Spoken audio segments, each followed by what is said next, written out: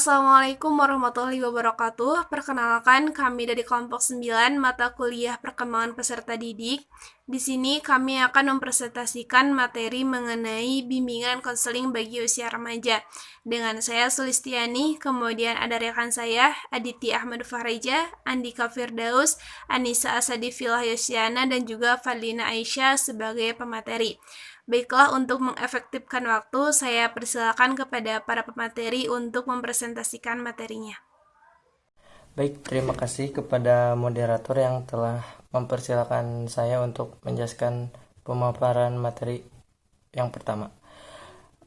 Pada pemaparan yang pertama, ada pentingnya bimbingan dan konseling pada usia remaja.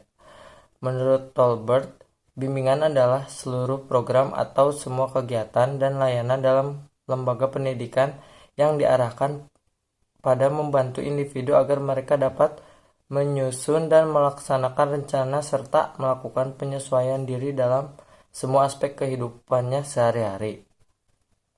Dan yang selanjutnya ada asas-asas bimbingan dan konseling. Meliputi yang pertama ada asas kerohanian, ada asas keterbukaan, ada asas kegiatan, asas kedinamisan, asas keahlian, asas kesukarelaan, asas kemandirian, asas kekinian, asas keharmonisan, dan yang terakhir ada asas tutwuri handayani. Baik, selanjutnya yaitu beberapa pandangan mengenai proses bimbingan dan konseling. Jika dilihat dari latar belakangnya, bimbingan dan konseling ini muncul karena adanya beberapa pertanyaan yang perlu dijawab oleh individu, tentunya oleh bantuan profesional dalam pemecahan pertanyaan tersebut. Kemudian jika dilihat dari ekstensinya, bimbingan dan konseling ini merupakan salah satu bantuan profesional yang sejajar dengan misalnya psikiatris, fisioterapi, dan penyuluhan sosial. Nah, kemudian jika dilihat dari kedudukannya dalam proses keseluruhan bimbingan, guidance, konseling merupakan bagian integral atau teknik andalan bimbingan dan konseling. Adapun tujuan dari bimbingan dan konseling itu sendiri, menurut Hikmawati, yaitu untuk membantu memandirikan setiap klien dalam mengembangkan potensi-potensi mereka secara optimal. Nah, dengan demikian dapat dipahami bahwa tujuan utama sebuah bimbingan konseling ini adalah membantu individu agar mempunyai daya nalar atau pola pikir yang positif. Kemudian mengutip dari Ahmad Zaini, bahwasanya tujuan bimbingan konseling pada umumnya itu sama, baik bagi anak-anak, remaja maupun dewasa. Nah, adapun beberapa tujuan bimbingan konseling yang dipandang secara eksplisit maupun implisit oleh beberapa konselor, yaitu untuk pemahaman diri, aktualisasi diri, kemudian bagaimana dia bersosialisasi dengan orang lain, dan tentunya bagaimana dia menyikapi permasalahan yang dihadapi. Demikian, terima kasih. Selanjutnya, periodisasi perubahan biologis dan psikis remaja. Yang pertama, periode masa puber usia 12-14 tahun atau masa prapubertas, atau artinya peralihan dari akhir masa kanak-kanak ke masa awal pubertas. Ciri-cirinya yang pertama, anak tidak suka diperlakukan seperti anak kecil lagi.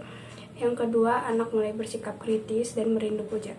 Maksud dari merindu puja di sini yaitu mereka sudah mengetahui antara lawan jenisnya dalam berbagai aspek apapun. Selanjutnya, masa pubertas usia 14-16 tahun, masa remaja awal.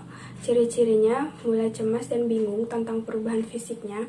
Yang kedua, suka menyembunyikan isi hatinya. Yang ketiga, memperhatikan penampilannya. Yang keempat, sikapnya tidak menentu atau pelin-pelan.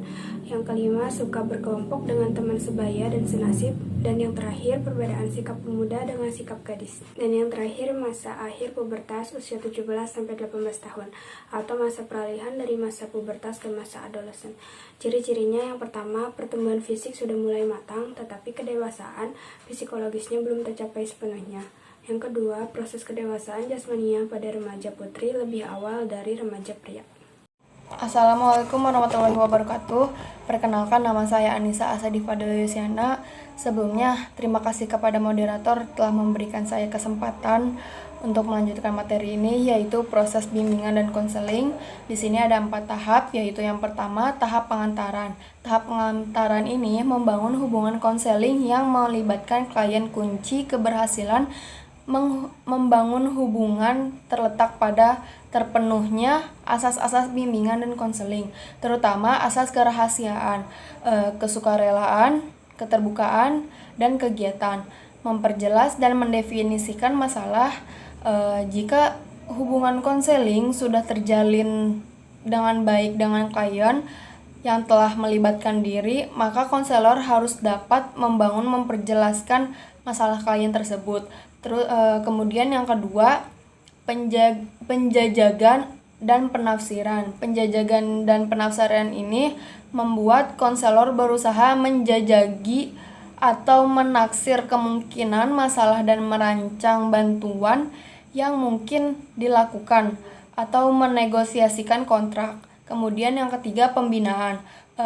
Pembinaan ini menjaga agar hubungan konseling tetap terpelihara.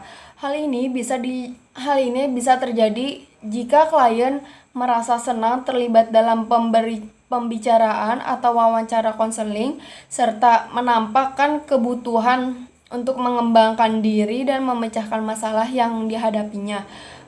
Konselor berupaya kreatif mengembangkan teknik-teknik konseling yang bervariasi dan dapat menunjukkan pribadi yang jujur, ikhlas, dan benar-benar peduli terhadap klien. Kemudian yang terakhir, yang keempat, penilaian. Penilaian ini terbagi menjadi 3, yaitu konselor. Yang pertama, konselor bersama klien membuat kesimpulan mengenai hasil proses konseling. Yang kedua, menyusun rencana tindakan yang akan dilakukan berdasarkan kesepakatan yang telah terbangun dari proses konseling.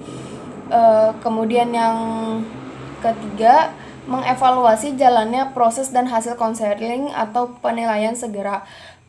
Adapun materi selanjutnya yaitu bimbingan dan konseling untuk bisa menciptakan tempat yang nyaman untuk bercerita dan berdiskusi tentang masalah personal.